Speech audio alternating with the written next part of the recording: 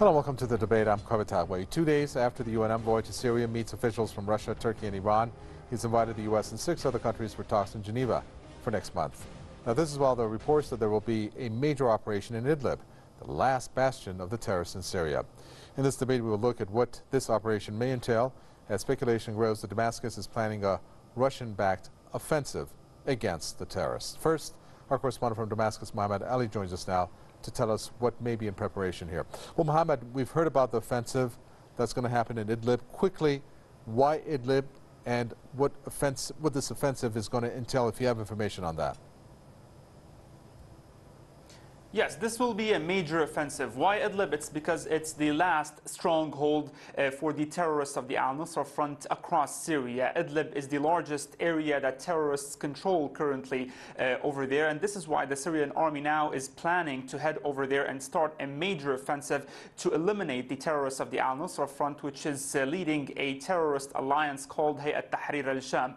All signs lead to the fact that the offensive will be happening soon, will be starting soon, because the Syrian army troops were seen on international highways moving from the south, where the last and recent military operations were happening south of Syria, towards the north in the northern countryside of Hama, and also on the outskirts of Idlib province itself, which is mostly occupied by the al-Nusra Front. Tanks, armored vehicles, heavy machine guns and troops were seen on those international highways heading towards that part of Syria in preparation for starting that military operation. Also, one of the signs leading to the fact that there will be a major offensive is that also the Russian Navy dispatched the largest task force to the Mediterranean Sea since the start of its aerial operations against terrorism in 2015. This task force includes 10 ships carrying Caliber cruise missiles, and there are many more other ships on the way. So a lot of signs leading to the fact that the army is heading over there. And also, just 2 to 3 days ago,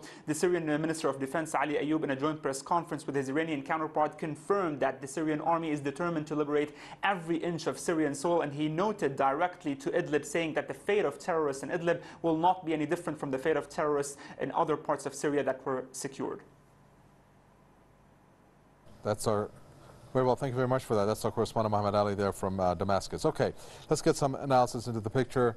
Our guest joining us is publisher and editor at Politics First, Marcus Papadopoulos, who joins us, and also we have President of the American Institute for Foreign Policy, Michael Lane, joining us from North Carolina.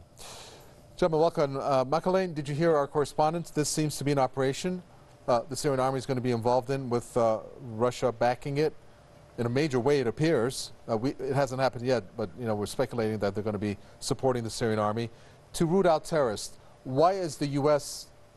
Kind of picturing this in another way? Or should I say the media is picturing this another way? Well, yes, it does look like we're going to have a battle for Idlib very soon. The Russians are certainly moving their assets into the theater to make sure that they can provide the maximum amount of support for the Syrian forces. And the Syrian forces, as we heard in your introductory piece, are moving themselves into positions. So that the battle can take place. I think the reason that there is concern around the world is because, as these things have happened in the past, Ghouta, Douma, places like that, there have been excessive civilian casualties and allegations over the use of chemical weapons. And the U.S. has expressed its concern very directly and very forcefully that as this battle unfolds, they really want President Assad not to deploy and use in the battle for Idlib, and they also want him to take as much care as he can to reduce civilian casualties. Now, I'm not naive. I know that anytime you have urban warfare, you are going to have unintended civilian casualties. That's just part of the nature of urban warfare. Yet, nonetheless, since almost all of Syria, or at least all the strategic points and all the large strongholds of the rebels have been captured, this is the last one. There is no particular urgency on this, and President Assad and his Russian allies do have the luxury of taking their time in prosecuting this battle and prosecuting it in such a way that will reduce as much as is possible civilian casualties. I think that's what the world's looking at. Marcus Papadopoulos, I'm going to ask you a question. It's not a trick question. If there was going to be a chemical attack, would it be executed by A, the Syrian army, B, Russia, C, the so-called rebels or terrorists on the ground, or D, the U.S.? Well, my answer to your question is categorically this. If chemical weapons are to be used in Idlib, then they will be used by the terrorists, and I suspect that the chemical weapons will have been supplied to the terrorists by Turkey. The Syrian government, Syria, does not have chemical weapons. That was confirmed by United Nations chemical weapons inspectors at the beginning of 2014. Furthermore, the war in Syria is now coming to an end. The only place in Syria where the terrorists are in control of the land is, of course, in Idlib. The Syrian military, backed by the Russians principally, but also the Iranians, will use conventional means to liberate Idlib. So it would not be in the interests at all for the Syrian government, even if they did have chemical weapons, which they don't, but even if they did have chemical weapons, to use them in Idlib when they have overwhelming might in conventional forces. And secondly, by using chemical weapons in Idlib, that would only give a pretext to the Americans to once again directly, militarily intervene in Syria. But let me say this as well. The campaign to liberate Idlib will be the final battle of the war in Syria, a war which has been waged against the Syrian people by America and its ghastly regional allies. This campaign, which the Americans and the Turks and the Saudis and the Qataris have waged against the Syrian people, has been a psychopathic one, which has radiated some of the most unspeakable depravities that the history of warfare has ever known. The Syrian people have stood firm and have prevailed. And it was only a short while ago that I was speaking with a Syrian official who told me that the campaign to liberate Idlib could commence in the next few days. Well, Michael Lane, your reaction, and then basically whether you agree with the fact that it is going to be the terrorists on the ground, of which, of course, they're also called rebels, that are going to be the ones executing a chemical attack. Do you believe that premise, and do you also believe there will be one, and that's imminent? I do believe the attack is imminent. I do believe that what Marcus said, that he has information, it will begin within the next couple days, is probably accurate. There's just too much activity that's coordinated at this time to think that it's going to be a lengthy period of time before this campaign commences. But as far as the use of chemical weapons is concerned, let me say, I don't see any real evidence out there that Turkey would want to supply the rebel forces in Idlib with chemical weapons. The accusations in the past have been that Assad has used them. The accusations in the past are that they have come in the form of barrel bombs and other things. The locations that they've used them, among others, are East Ghouta and Douma. And I think that the world is concerned that that President Assad, in an effort to speed this up and put the pressure on the rebels to surrender more quickly or engage in talks more seriously, he will be tempted to use the chemical weapons again. Yes, there was an effort to get him to give up his chemical weapons. I don't think many people think that he gave up. In fact, there was a United States airstrike or missile strike against the airbase where he was launched the chemical weapons from last April or May, I believe it was. So no, I don't think the rebels are the ones who are going to use chemical weapons. I don't know where they'd get access to it. I really don't think Turkey would be their supplier. I hope, and the world hopes, that Mr. Assad realizes that he doesn't have to use the chemical weapons, that he is going to win this campaign, and that he can do it without the use of chemical weapons.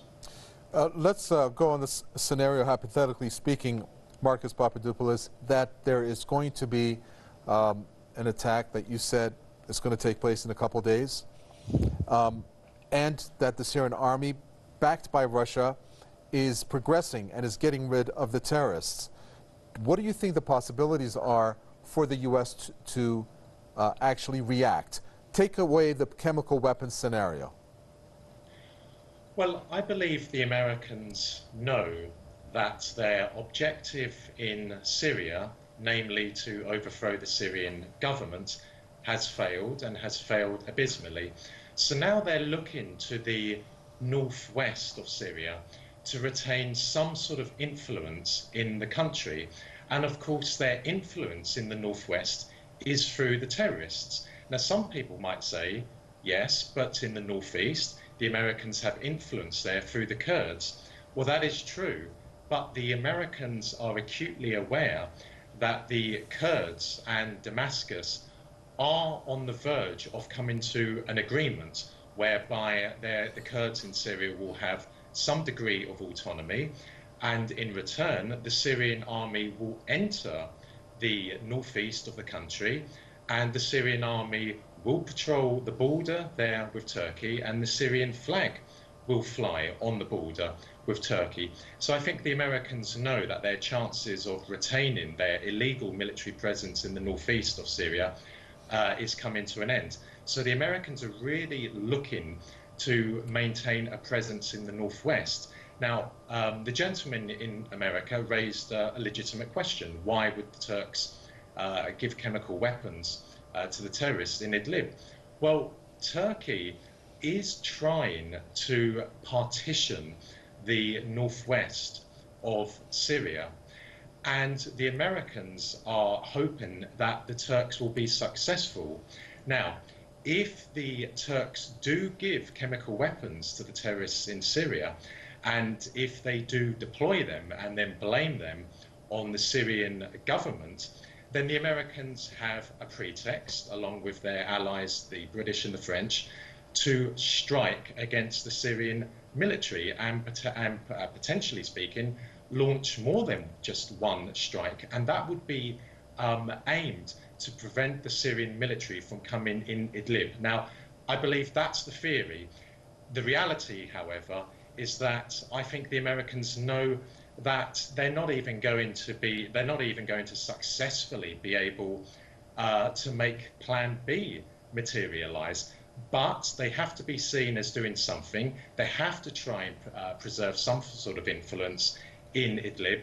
But ultimately, in the corridors of power in Washington, they know that their game is up in Syria, that their extraordinary, barbarous war against the Syrian people has been defeated. Okay, so in a sense, I'm going to go back to square one. I should have asked this question maybe a little bit earlier, Michael Lane.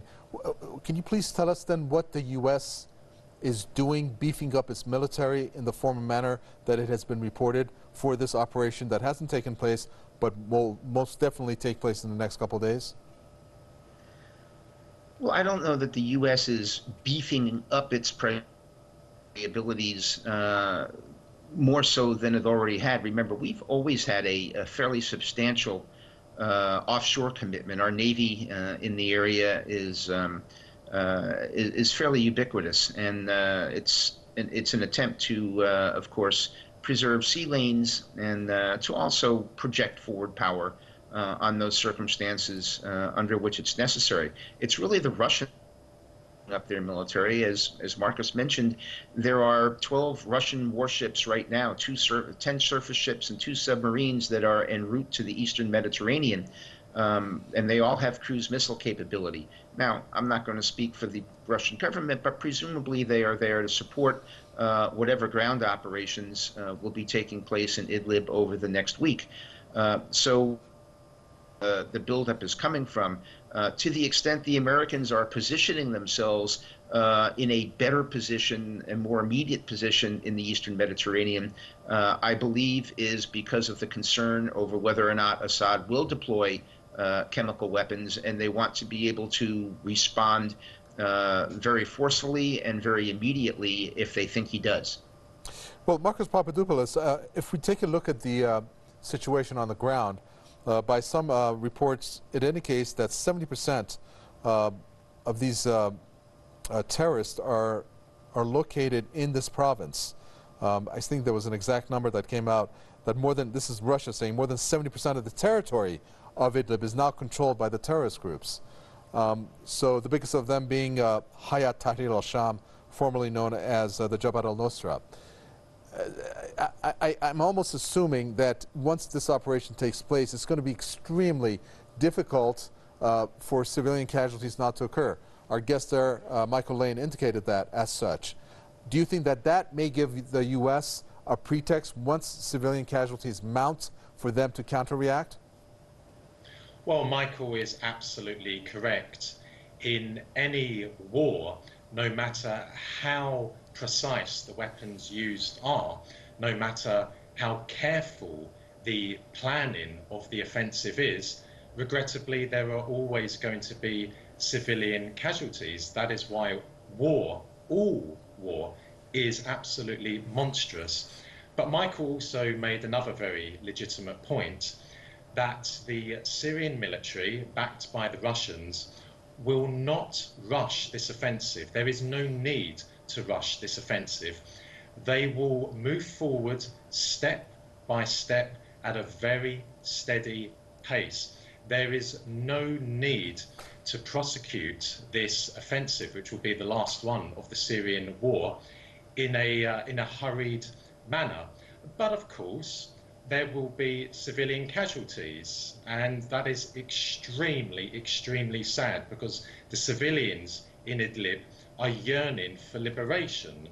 But the Americans, of course, will blame the Syrian military for all civilian casualties incurred. They will blame the Russians, indeed, for all civilian militaries incurred.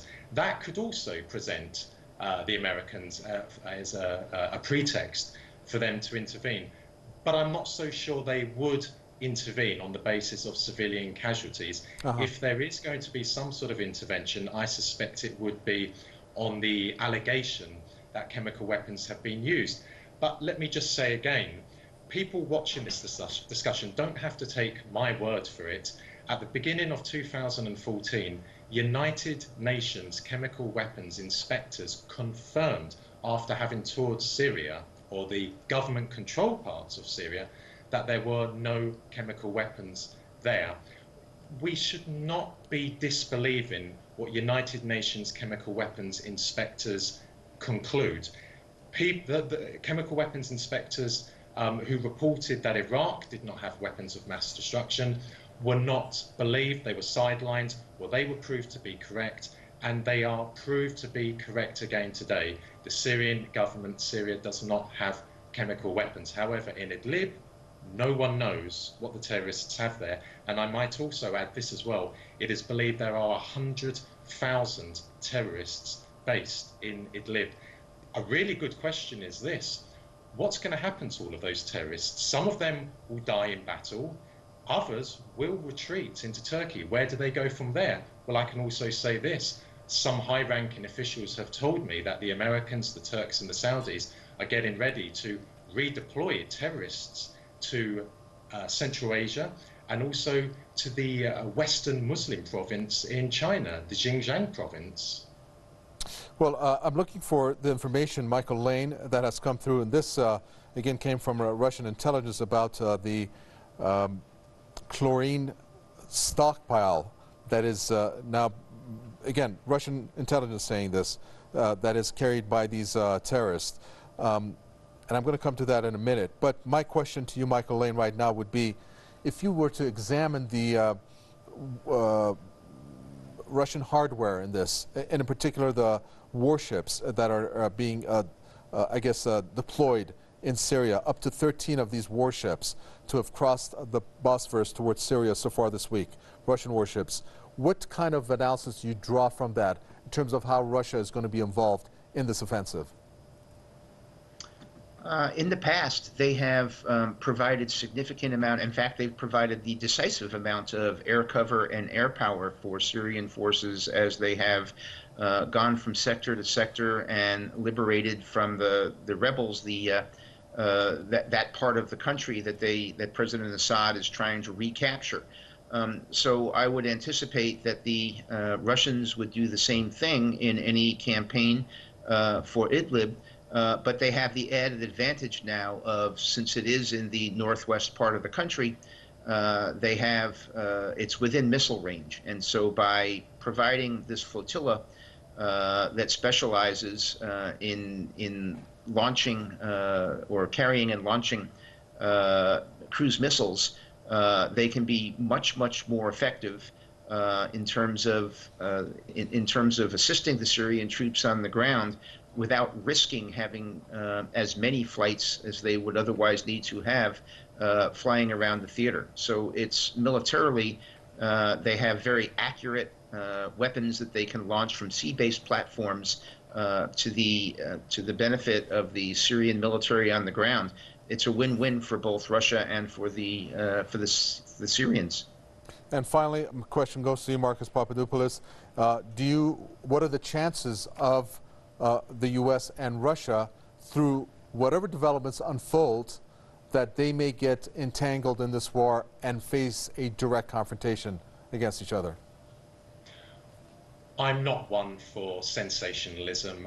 The Americans and the Russians, when it comes to preventing an outbreak of hostilities between themselves, are very, very shrewd. They're very experienced. They have an old hand at this sort of matter.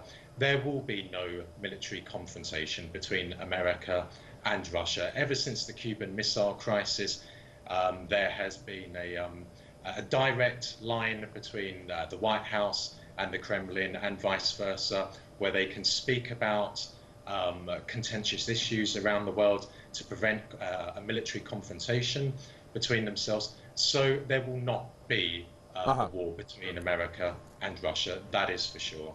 Thank you very much, publisher and editor at Politics First, Marcus Papadopoulos, and thank you, President of the American Institute for Foreign Policy, Michael Lane. Thanks for tuning in to another edition of The Debate. From me, Kavita, the entire team, it's goodbye until the next debate.